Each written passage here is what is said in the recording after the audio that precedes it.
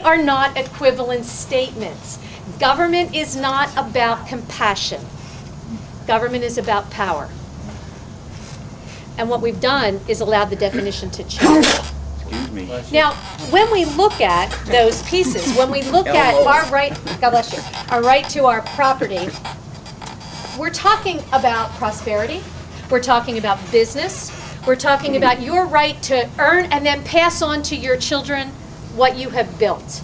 And you have an absolute right to do that. We're also talking about how we fit into the international marketplace.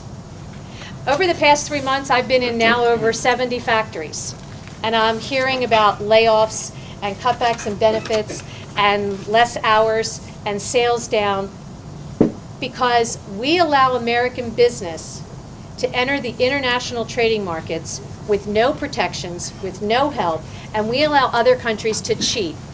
They manipulate currencies, they regulate us out of their marketplace, they place punitive tariffs on American goods.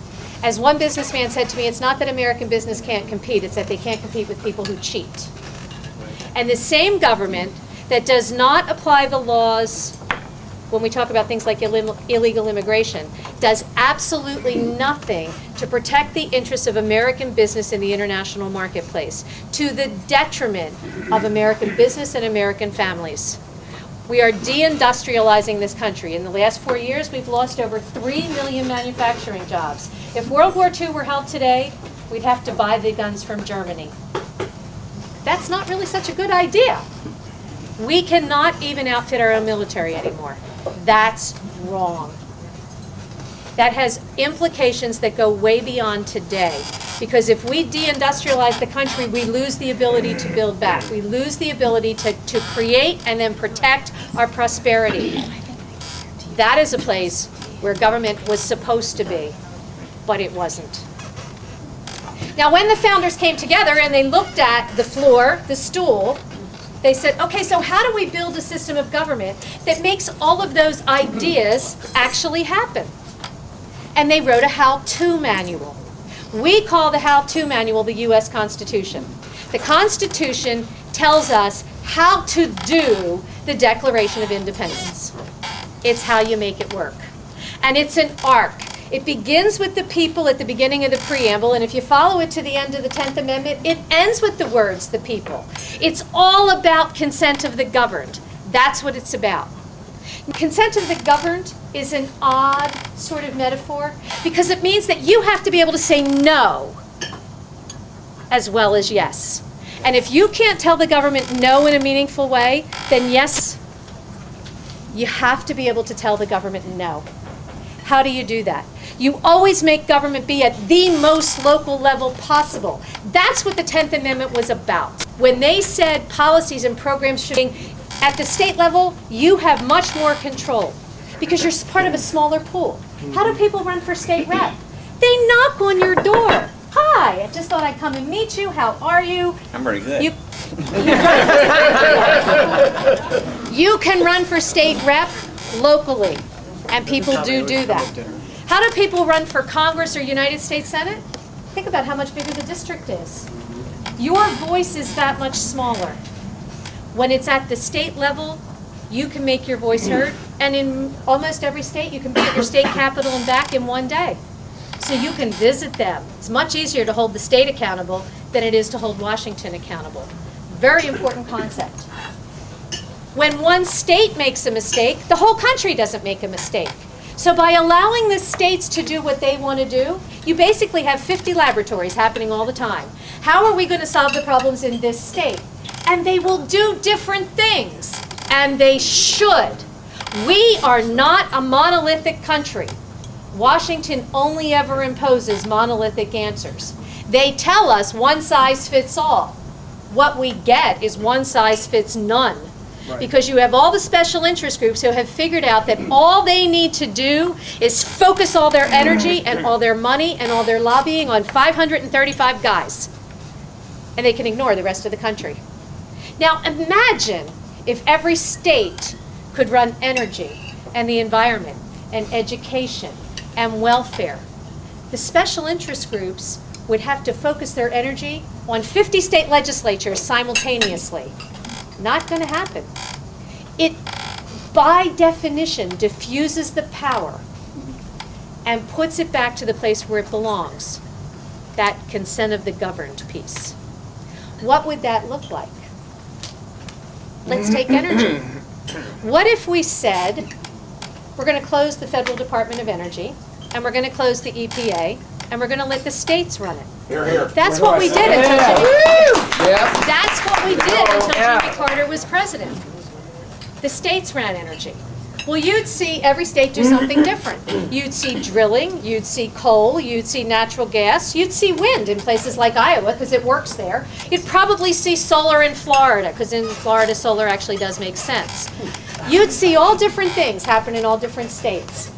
You'd see an immediate psychological impact. Wow, we're actually going to use our own energy. What an amazing concept. The economy would be stimulated. If we opened up Pennsylvania's coal mines, the lumber industry would pick up because they would have to refit the coal mine. The tool and die industry, the rail industry, the railroad car industry, because all of the equipment in the mines would have to be rebuilt. So you'd see an immediate influx of capital there. You'd see miners making money, you'd see all those people making money, and people who make money do this amazing thing. They spend it. So you'd see all the tertiary industries begin to develop with an economy that was real, that didn't depend on the next government handout. I always get a chuckle, the government's going to give you money. The government doesn't have any money. It's your money. They're taking money from one person and giving it to another. Now, that's kind of like, I'm sick, I have a serious illness, I'm in the hospital, I need a transfusion. They stick the needle in my arm and take the blood out of my arm and they put it in my leg and say, wow, look at that, we just gave you blood. It's about as much intelligence as that mind. Wow. That's what happens when the government stimulates the economy. They take the money from your arm and they put it in your leg and say, we just gave you a transfusion. Yeah, of your own blood. Who did that help? Nobody. Nobody.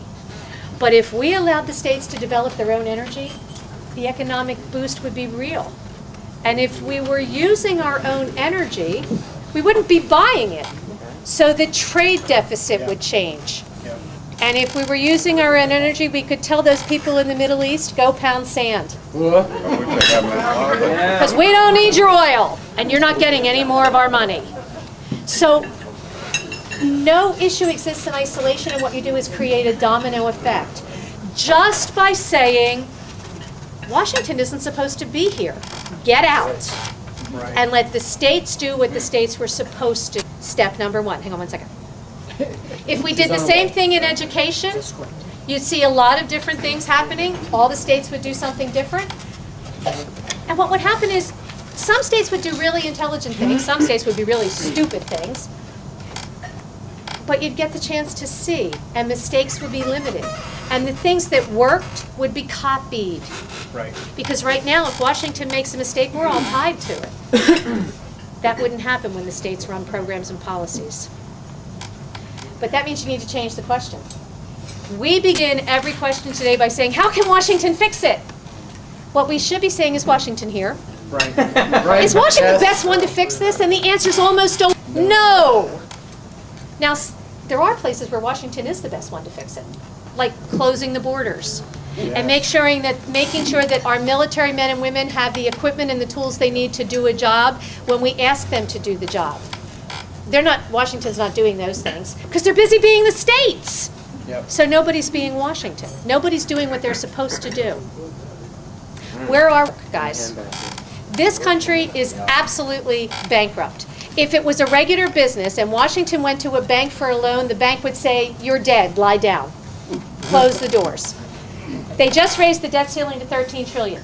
The deficit is over, just this year's deficit is over $1.8 trillion. We spend 10% of our federal income just paying interest on the debt, and tax revenues are down $500 billion this year from what they expected. And they expected a $1.8 trillion deficit. There is no system in the world that can stay afloat with those kind of numbers, and neither can Washington. So we have two choices. We can pretend